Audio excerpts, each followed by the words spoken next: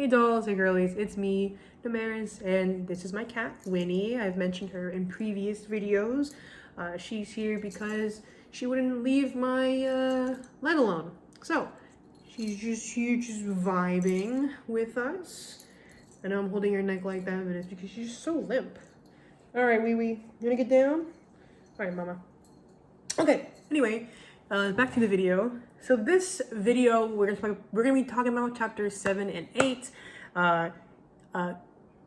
kinesics, and a practical functional approach to kinesics. I hope I'm saying that correctly. If not, I'm gonna be kind of disappointed because I really practiced before the video. Anyway, so in this video, I want to talk about 3 different things: decoding, sex and gender when it comes to kinesics, and control of interaction. So the first one is decoding. I found that when I was reading this, I found this quote to be super interesting. It says, generally speaking, women have been found to be more accurate than men in decoding honest nonverbal communication. And speaking from experience, I feel like I am constantly I feel like I'm pretty observant like when I'm not on my phone, but I feel like I'm pretty observant in watching people and like watching their body language, and like when I'm speaking to somebody, especially in person, like reading their body language and reading like what type of messages they're saying with their body and their movements, and like how, like, for example, are they interested still in what I'm saying? Have they started to look around? Because my big thing when I talk to people is like I like them to look at me in my eye, just so I know that they're listening. And then so like if someone starts looking away or they start like looking disinterested, that's kind of like my signal to go, either to be like, oh, move subjects, or to go, okay, well, that's the end of this conversation. Let's just bye, have a nice day, and do all of that.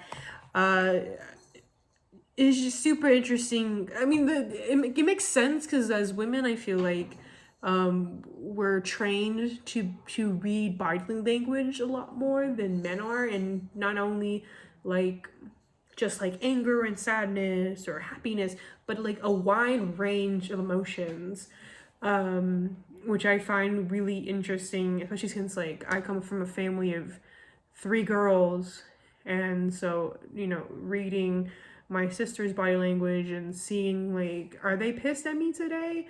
Are they happy? Are they doing okay? Just by reading their body language and just looking at how they're moving, like, are they, have they had a good day? Did mom or dad piss them off? Or like, just reading that and just interpreting all of that, the kinesics, if you want to say, the body movement, like just how they're moving. The next one I want to talk about is sex and gender when it comes to sitting behavior. I found this really cool too because it talks about how androgynous individuals will have adapted both behaviors from both male and female traits, which like I wouldn't say that I'm androgynous, but I definitely do present more, I don't know if you've noticed, more masculine traits. So like when I sit, I don't like full body. Like I sit, I have my legs open, kind of like man spreading. Something that I found that when I was reading, when they're talking about how men have a more open and expansive body language, legs open, arms are out, compared to women who are more, it's more of like, I don't know how it puts in the book, but it's more shy and more like not the opposite of not expressive. Or like, we sit with like our legs crossed, hands here, and we have like a very like demure, cute, like, ladylike look. Well, women have very, legs open, expressive body language and of the sort. But back to the with androgynous folks, like I said, I don't feel myself, I don't see myself as androgynous, but I definitely, as mentioned, I definitely do present a more masculine appearance to people. So I definitely feel that, like, presenting that more masculine and expressive compared to the female more non-expressive behavior. One more thing about like sex and gender. Actually, no, that's more cultural. I won't go into that then. Anyway, last thing is control of interaction. So that's basically like a person's attempt to enter, exit, or even to attempt a conversation. I feel like this is something that is very much a skill that people learn just with interacting with others. I think that's something that you learn as a kid, like when you're in class and you wait your turn, let the other person finish speaking, and then you begin speaking, or like in a classroom where you raise your hand and wait to be picked on to speak. I feel like that's something that is still seen way into adulthood, and I feel like there are some people that still haven't learned that skill yet of waiting for their turn to speak, or like trying to exit a conversation. I feel like that is a very much a nuanced and like it's a learned skill. I don't even know, I'm trying to think of a word, but like I can't think of the word I'm looking for. But it's very much like it's a learned skill. And I feel like that's something that it falls into like the decoding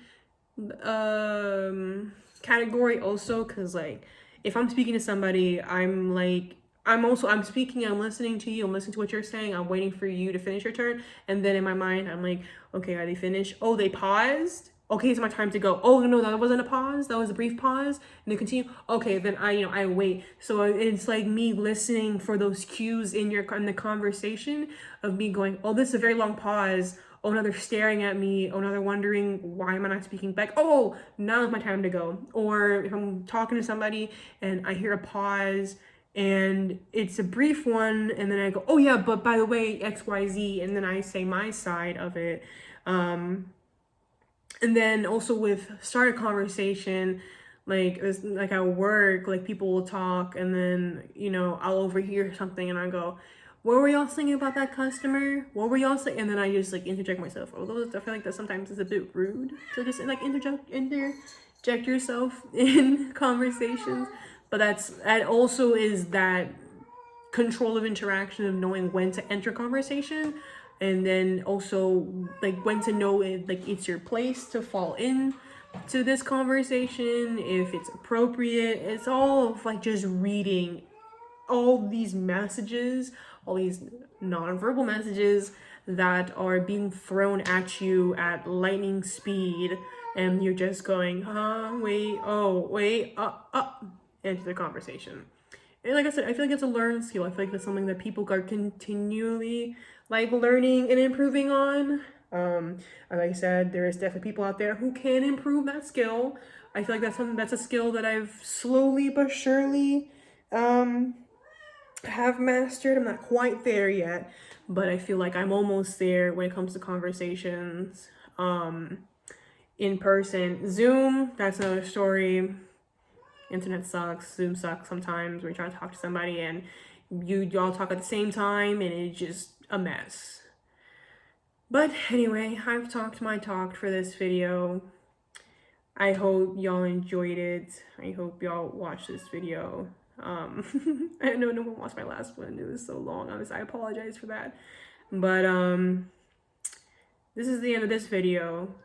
But if I don't see you tomorrow, have a good morning, good afternoon, good evening, and good night.